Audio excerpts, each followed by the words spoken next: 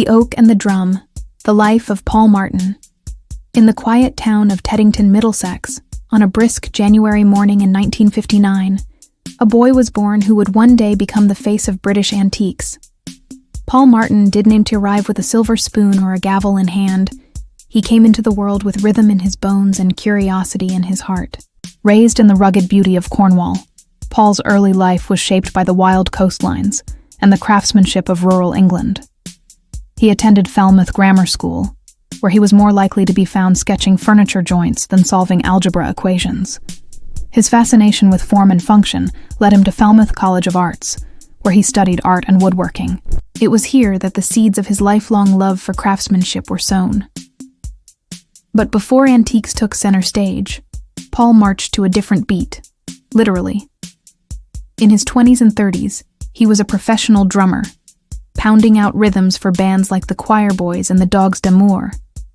He toured, recorded, and lived the rock and roll life. But even then, he was drawn to the quiet dignity of old wood and forgotten treasures. Between gigs, he'd scour flea markets and antique fairs, drawn to the stories etched into every scratch and patina. By age 25, Paul had set up a pitch on Portobello Road, dealing in 17th and 18th century oak furniture. He wasn't just selling objects, he was preserving history. His eye for detail and reverence for craftsmanship made him a respected figure in the antiques world.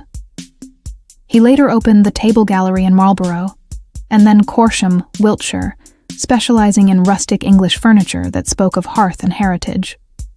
It was during an interview with BBC Bristol about oak furniture that fate intervened. The producer saw something in Paul, a warmth, a wit, a way of making history feel alive. In 2002, he was offered the role of presenter for a new daytime show, Flog It. The concept was simple: invite the public to bring in antiques, appraise them, and sell them at auction. But Paul made it more than a show. He made it a celebration of memory and meaning. For 16 years, Flog It became a staple of British television. Paul's charm, encyclopedic knowledge, and genuine enthusiasm turned everyday objects into portals to the past. Whether it was a Victorian brooch or a battered war medal, he treated each item with reverence, often weaving in stories of the people behind them.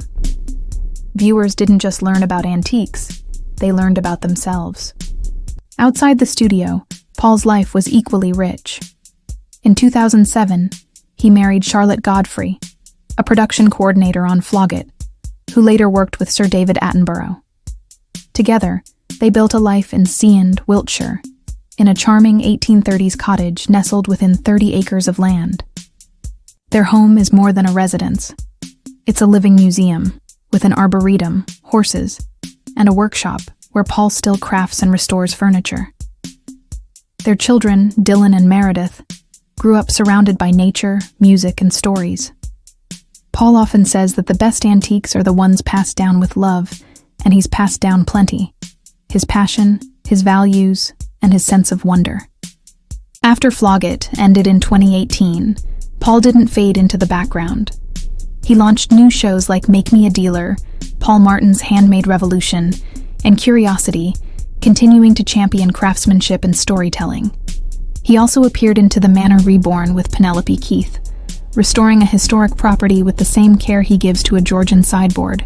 But perhaps Paul's greatest legacy isn't tea on screen or in oak. It's in the way he made people feel. He has shown that history isn't tea just in books or museums. It's in our homes, our hands, and our hearts. He's reminded us that every scratch tells a story, and every story deserves to be heard. Would you like